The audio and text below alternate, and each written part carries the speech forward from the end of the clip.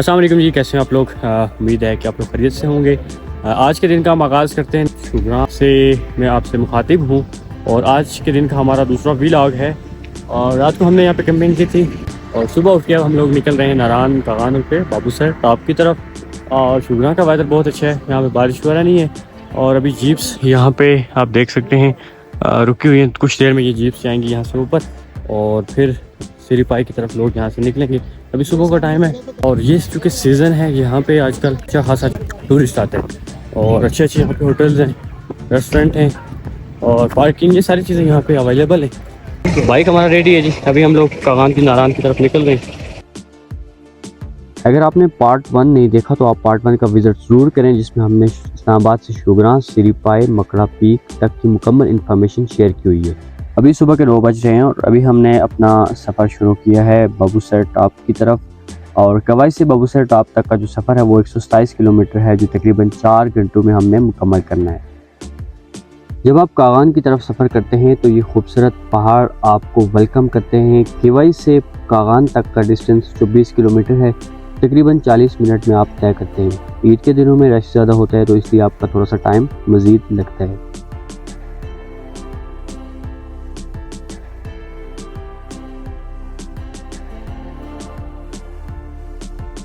Kaghan valley की तरफ जाते हुए रास्ते में एक टनल भी आती है और जैसे ही आप इस टनल को क्रॉस करते हैं तो सरसब्ज़ जंगलात, खूबसूरत झरने और सर्द हवाएं आपको खुशामदीद कहती हैं।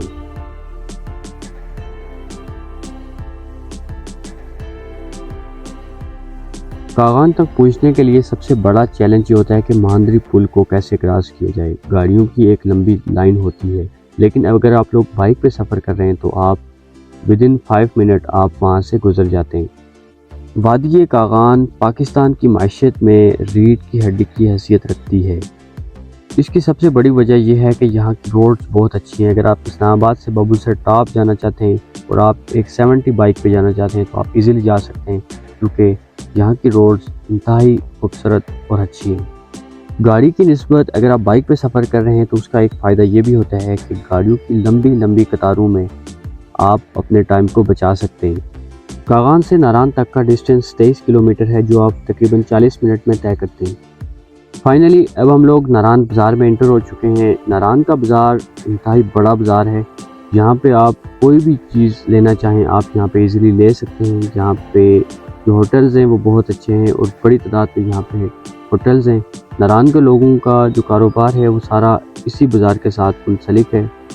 यहाँ आपको हर किस्म के होटल्स भी मिलेंगे, जो आप मिनिमम बजट में भी आप रात स्टे कर सकते हैं और ज़्यादा से ज़्यादा लग्जरी भी आपको यहाँ पे इजीली मिल जाता है।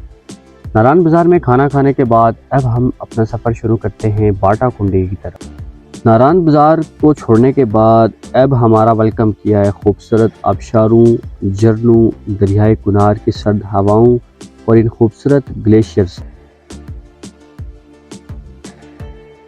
अगर आप वाकई घूमने फिरने के शौकीन हैं और नारान वैली को एक्सप्लोर करना चाहते हैं तो आप लोग बाबूसर टॉप तक का सफ़र ज़रूर करें।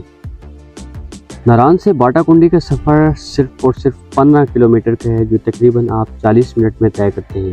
ये खूबसूरत गांव बाटा कुंडी नारान वैली का सबसे खूबसूरत गांव है। ये है बाटा कुंडी का बाज़ार। यहाँ पे भी आपको बेसिक जितनी भी चीज़ें हैं वो आपको इजीली यहाँ पे मिल जाती हैं। नारान से बाटा कुंडी की तरफ जाते हुए आपको 2 टूरिस्ट स्पॉट मिलते हैं। एक है लाला ज़ाहिर का ट्रैक और दूसरा है सोनी वाटरफॉल।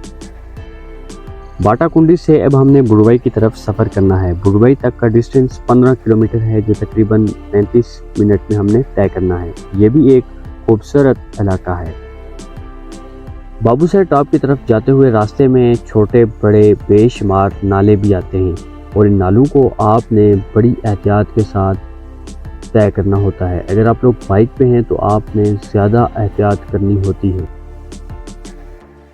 अब हम पहुंच चुके हैं बुरवई के गांव में और यहाँ पे आप देख सकते हैं क्या ही हसीन और खूबसूरत नज़ारे हैं।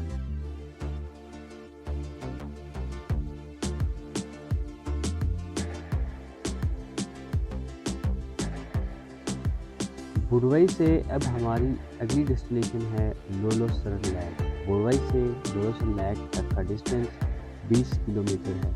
लोलोसर झील की तरफ जाते हुए रास्ते में आपको ये खूबसूरत नज़ारे मिलेंगे और इसी के साथ साथ एक टूरिस्ट स्पॉट आता है बसल। अगर आप लोग ट्रैकिंग के शौकीन हैं तो बसल से वादी कागान की एक खूबसूरत झील को रास्ता जाता है जिसका नाम है दूधी पत्थर लेक। अगर आप लोग ट्रैकिंग करना चाहते हैं तो ये 18 किलोमीटर की ट्रैकिंग करके आप लोग जा सकते हैं दूधी पत्थर लेक। इस सफ़र में हमारे पास टाइम कम है, इस वजह से हम लोग दूधी पत्थर लेक को नेक्स्ट प्लान में शिफ्ट करते हैं। फाइनली 40 मिनट का सफ़र करने के बाद अब हम लोग पहुंच चुके हैं लोलोसर लेक। बसल से लोलोसर लेक तक का डिस्टेंस 2 किलोमीटर है। ये झील कुदरत का एक खूबसूरत शाहकार है जो खूबसूरत बर्फीले पहाड़ों के दरमियान एक मुनफरिद नज़ारा पेश करती है।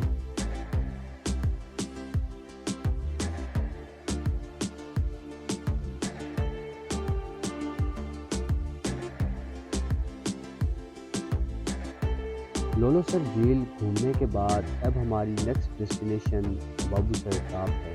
यहाँ से बाबूसर टॉप का डिस्टेंस 16 किलोमीटर है जो तकरीबन आप 40 मिनट में तय करते हैं। नारान वैली के इस टूर में हमें सबसे ज़्यादा नारान से बाबूसर टॉप के नज़ारों ने लुत्फ़अंदोज़ किया है।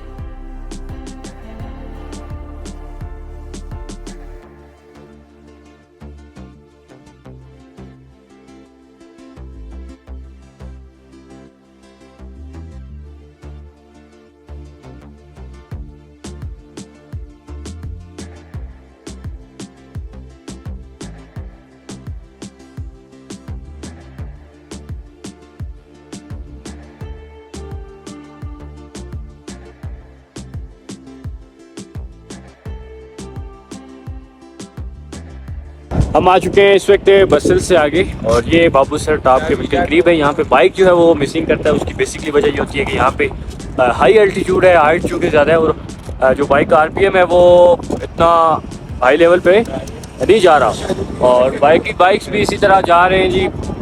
ये तकरीबन सारे बाइक्स में प्रॉब्लम है, लेकिन जो यहाँ का व्यू है ज़रा वो आपको दिखाते हैं। तब तक बाइक भी हम रेस्ट पे लगाते हैं। ये चेक करें सीन्स, ये देखें आप सीन्स देखें जी यहाँ की, ये कुछ नज़ारे हैं जी। शानी भाई ने फुल कोटी शोटी पहन ली है और अब ये बिल्कुल रेडी है।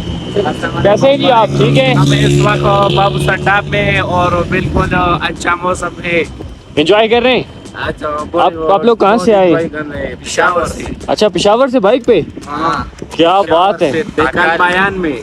अच्छा देखें जी, जुनून ऐसे पेशावर से लोग 1 to 5 पे 3 लोग आए, 3 लोग सफ़र करके बाबूसर पे पहुँचने वाले। और ये देखें इस वक्त ट्रैफिक रवा दवा है। यहाँ से जाने वालों की तादाद ज़्यादा है, उधर जाने वालों की तादाद कम है क्योंकि अब शाम का टाइम है। तो कुछ ही देर में हम भी टॉप पे पहुँचते हैं। बाबूसर के करीब ऑक्सीजन लेवल इस कदर कम हो जाता है कि आपकी जितनी भी गाड़ियाँ और बाइक्स हैं वो प्रॉब्लम करना शुरू कर देते हैं और वो लगातार एक ही गियर में चलते हैं।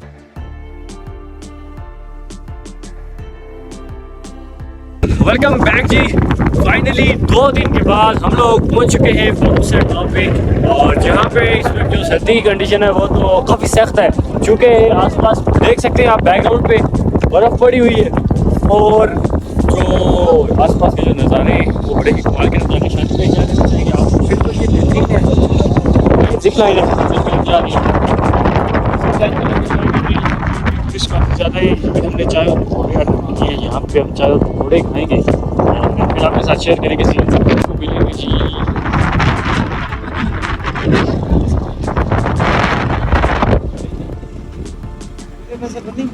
ये आप चाय यहाँ से पी सकते हैं, गर्म पकौड़े हैं इसके साथ। जी हमारे 2 लोग बैठे हुए हैं। कैसा रहा आपका टूर?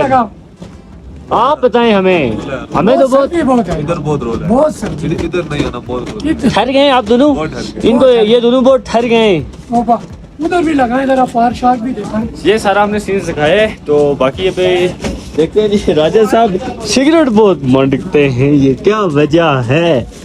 कुछ नहीं होता, 2-4 कश लगा लें। उम्मीद करता हूँ कि आपको हमारा ये व्लॉग ज़रूर पसंद आया होगा। सो अगर आप चैनल पर नए हैं तो चैनल को ज़रूर सब्सक्राइब करें ताकि मज़ीद इंटरेस्टिंग वीडियोस आप तक पहुँचती रहें। कल हम इंशाल्लाह मिलेंगे एक नए व्लॉग में और एक नई खूबसूरत डेस्टिनेशन के साथ। तब तक के लिए मुझे दीजिए इजाज़त। अल्लाह हाफिज़।